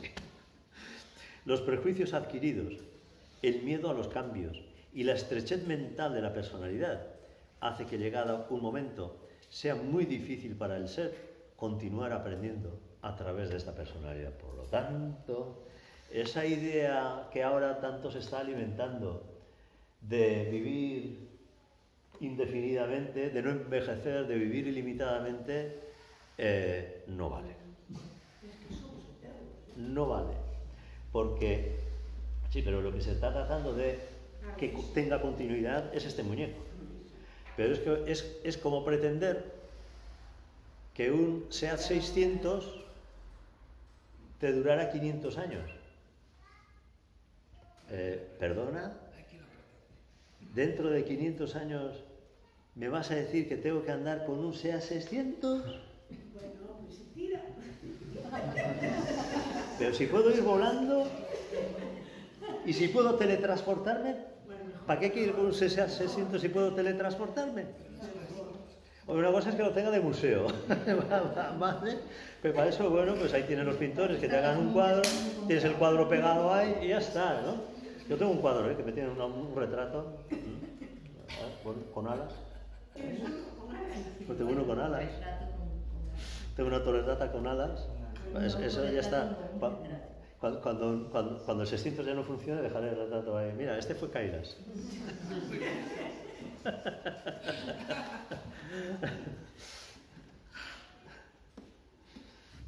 Está bonito, ¿no?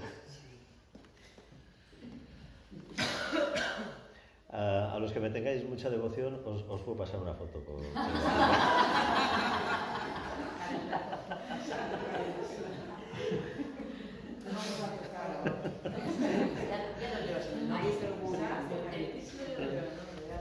Sí, lo tengo en el móvil, ¿eh?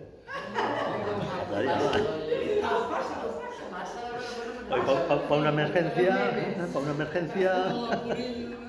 Lo ponemos con los chistes del viernes. Con los chistes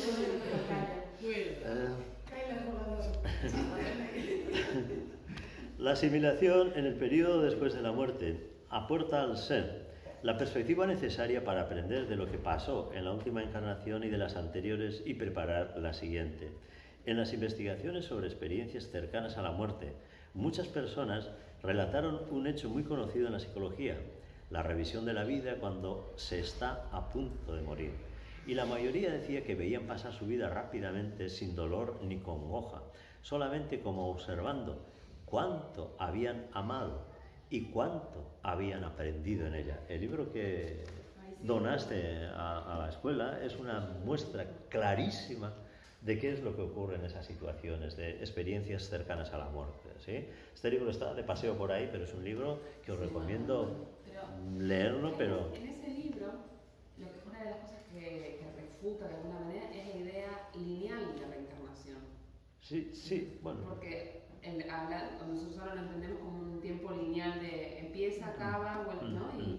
Y lo que ella retrata es que está sucediendo todo en simultáneo. Sí, todo es el amor. No existe Claro. el tiempo ni el espacio. A mí eso Entonces el alma, cuando decide reencarnar, reencarna en aquello que necesita aprender, aunque eso no sea la época lineal en la que estaba en la anterior. Claro, eso es lo que ya Lo que pasa es Pero esto es ya física cuántica. Sí, Ya habla de lo que son los mundos paralelos y todo eso, donde tu propio yo está viviendo diferentes experiencias en diferentes tiempos, pero es que el tiempo no es real, porque el tiempo es una invención del ser humano. Sí, es una invención del ser humano, no existe para el alma o para todo lo que existe fuera del planeta Tierra. El tiempo y el espacio no existen, no existe el tiempo, siempre es ahora, es ya.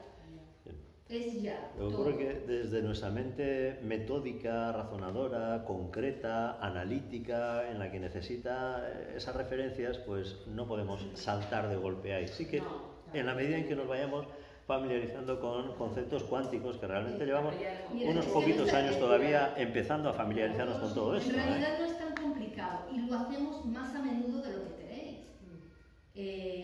Hablamos del presente, pasado y futuro. Lo único que existe realmente es el ya. Pero mi mente tiene la capacidad de ir al pasado. Cada vez que yo voy y recuerdo algo con detalle y lo revivo, estoy yendo literalmente al pasado, porque el cuerpo no es real, nuestra mente física no, pero la mente es energía y es lo que entra dentro de lo que es la mente universal, que es la que lo registra todo. Y entonces ella puede ir al tiempo y al espacio que quiera, a revivir la experiencia las veces que quiera. Por eso es que se dice que hay gente que vive en el pasado, porque está todo el tiempo en el pasado. O la gente que se está proyectando hacia el futuro siempre y no vive las experiencias que está viviendo. Se pierde lo que es el día a día porque está pensando en el futuro todo el tiempo. Porque quien tiene el poder es la mente. Entonces, el tiempo real no existe, solamente es un acuerdo entre todos los que estamos para seguir por la mente razonadora linealmente los espacios, para quedar a irnos a tomar un café al lado, para la hora que empieza la clase, pero al final eso no tiene ningún valor, que es lo que decía él cuando decía que fue el pastor o el campesino, que tal. Para aquella gente solamente existe el tiempo de amaneces durante el día y a la noche te lo voy a dormir. Y ya está. Eso es otra cosa. Bueno, tenemos que irnos familiarizando con estos conceptos. Yo sé que tenemos resistencia por educación, cultura, sociedad, sistema, etc. Bueno, ir abriendo brechas ahí que nos permitan un poco más de flexibilidad en todo esto. Y bueno, terminamos ya con este párrafo. Tomar conciencia de que la reencarnación nos cambia la perspectiva de la vida, ya que en vez de ser lo más importante, pasarlo bien o conquistar logros efímeros, comprendemos que se trata de un proyecto a largo plazo para el ser y que en esta encarnación tenemos la oportunidad de aportar un valor muy importante a ese proyecto que es la evolución del alma. La reencarnación no es entonces una idea para escapar del dolor de la vida o de la pérdida ocasionada por la muerte, sino que nos habla de cómo nuestro ser se abre camino, tal como la flor de loto florece aunque sus raíces estén en el barro.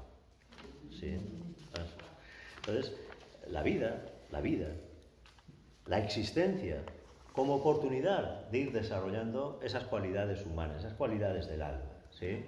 Claro, desde un punto de vista materialista, en el que lo que importa es la experiencia directa, pasártelo bien, conseguir no sé qué, hacer no sé cuánto, o ir a no sé dónde, pues esto en mucho sentido no tiene, ¿no? Pero desde una perspectiva mucho más trascendente, lo que no tiene sentido es estar esforzándote y tratando de conseguir algo que se te va a escurrir entre las manos, que en cualquier momento va a desaparecer de ti, en cualquier momento. Te sale una mierda que te lleva por delante en 2 semanas, o te sale un imbécil que está borracho y te lleva por delante en un segundo. ¿Sí? Entonces, como decía un paciente de Rudra, empresario, alto standing, un 4, todo por el éxito, y le da un payao. ¡Fua! un infarto de la leche, 3 días en coma al hospital, y claro, se da cuenta, joder, tanto trabajar, tanto conseguir, tanto hacer, no sirve de nada. No sirve de nada, te da un para allá y no te sirve para nada. Todo lo que has hecho no te sirve para nada. Entonces entró en pánico, entró en crisis y llamó a Rudra. Fue a consulta con Rudra. Entonces, bueno, tuvo la oportunidad de coger su sentido, su orientación, sus cosas, pero ya sabéis lo que pasa con las almas no preparadas todavía, ¿no? para estas cosas, ¿no?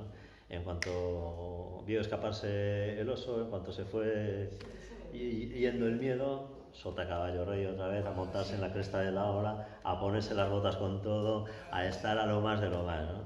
Bueno, pero por lo menos tuvo la oportunidad, ¿no? Por lo menos tuvo su momento crítico de plantearse las cosas, etc. Lo lamentable es que muchas veces tengamos que llegar a esos momentos críticos, ¿no? A esas grandes crisis de la vida para cuestionarte las cosas, para plantearte otra forma de ver, de estar, de vivir la experiencia de la vida, ¿no? ¿Por qué no ir aprendiendo de lo que tienes la oportunidad de encontrarte a tu alrededor, ¿no? De quien te puede servir de referencia y te dice, mira, ten cuidado, mira esto, mira aquello, ponte a ver estas cosas, etcétera, ¿no? Y bueno, pues vas aprendiendo, te vas dando cuenta, vas tomando decisiones, vas cambiando tu vida, vas haciendo tu trabajo, ¿no? Vas haciendo tu trabajo. Pero claro, no todo el mundo está por la labor, ni muchísimo menos, ni muchísimo menos, ¿no? Entonces, bueno, pues aquí estamos los que estamos, vamos aprendiendo poco a poco todo esto, tenemos la oportunidad de encontrarnos con estos conocimientos, afortunadamente gracias al trabajo que hizo Carlos, y bueno, pues seguiremos con todo esto. Después del verano, en septiembre, volvemos a encontrarnos con la ley del karma. Traya, porque después de la reencarnación hay que ver el karma. Importantísimo saber qué es lo que pasa con lo que hacemos y dejamos de hacer, ¿sí? Pero teniendo en cuenta todo esto, primero teniendo en cuenta qué es lo que somos, para eso explicamos el día pasado, ¿sí? Que tenéis la charla en YouTube.